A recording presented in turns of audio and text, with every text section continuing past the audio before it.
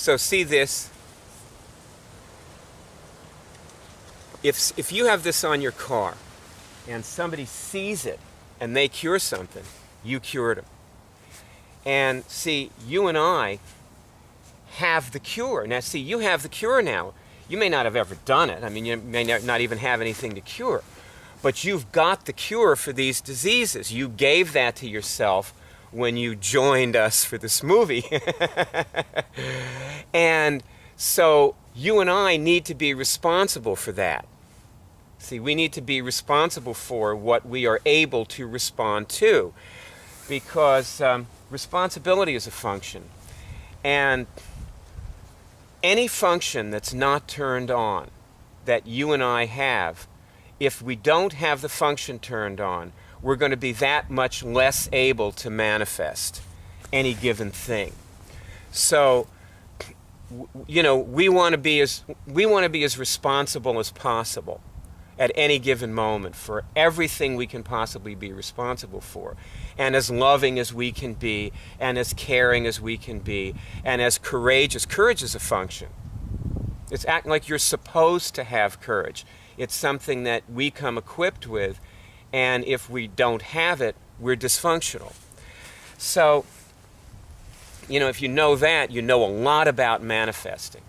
This is the thing that, like, people wonder, like, why am I not applying the secret as well as I could? You know, why don't things seem to manifest for me the way they manifest in the book for people?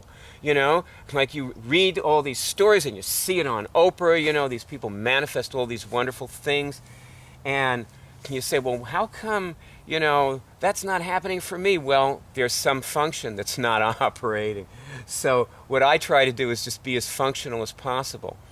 And it seems like, you know, like at least in the personal area of my life, things fall into place for me pretty well usually. But you know what? Like, people are always saying to me, hey, Byard, you know, you're not cured. Because I'm always saying I want to see this all over TV, and it isn't. You know, so they say, well, if you haven't manifested, I mean, you got the cure for cancer, and if you haven't manifested somebody walking in who'll put it on TV, you are obviously, you know, not cured. Because you don't have that level of serendipity in your life. And, you know, that's a serious accusation. Allow me to retort. Well, first of all, my retort is, yes, it's true, I'm not cured. It's number one. So I guess I'm not the poster boy, but I can tell you a lot about how to have things go your way.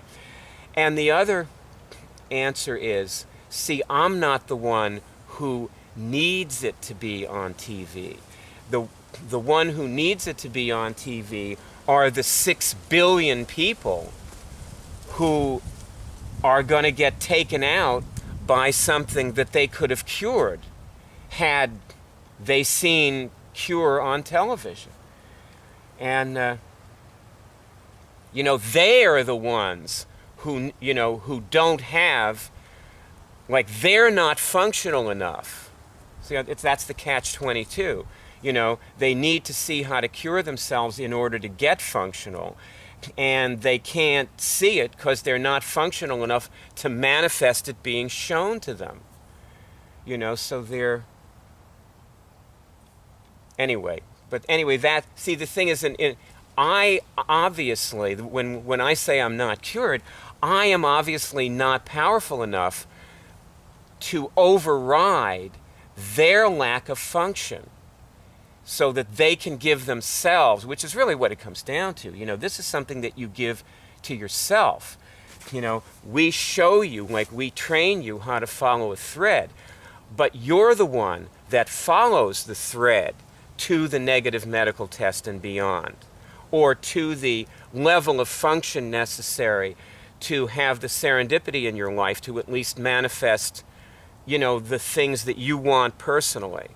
And, you know, one thing I happen to agree with in The Secret, okay, because a lot of people put The Secret down and they say, well, they're so materialistic, like they never talk about, you know, manifesting the environment clearing up or something. But let me tell you, they are actually teaching about the environment clearing up. Because what most people are up to is at least bringing themselves up to a level where they can manifest for themselves. They're like, everybody's like me. You're like me too. Like, you're probably not going to be powerful enough to override the lack of function in the people around you so that they can manifest what they need, at least not right now. But you can definitely manifest, yourself. You can pull yourself up to a level of being functional within days, where you can have all kinds of things fall into place for you. It's very easy to do. It's very easy to handle your own space. So you see, really, like, what I like about Rhonda Byrne and what I think is really healthy about her is that all she's doing is saying, hey, here's something you can do, so do it, and then you'll see what comes next. And maybe later on, like, you and I can, if you and I get really functional and if everything's falling into place for us, we can join hands with you and me and the thousands of our colleagues, who are out there on the web who've cured things. See, that's what that means. That 42,000, that's the tally, And right now we're at about 55. And we can all join hands, and we can then create the level of serendipity necessary so that the whole world finds out that it doesn't have to be dysfunctional and it can change. So now that I've said that, let me complete telling you, if I can get back to the basics, the story of Charles, okay? So what happens with Charles is that Charles gets sicker and sicker, and the doctors try, every treatment in the book. And this goes on for months, and as you follow this when you listen to his cure shows, because every few weeks, or it was sporadic, we would get together with him on the phone and hear the next installment in the story and show him again how to cure the cancer. And each time we showed him, it was a little different because we knew a little more about how to cure his cancer.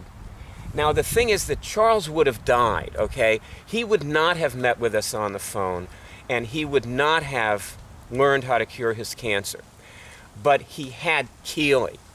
I have to say that, if you want to look at somebody who really cured Charles, okay, this responsible person who came in there. See, Keeley is one of these hyper-responsible people, okay? She's the editor-in-chief of the Webb College, for one thing.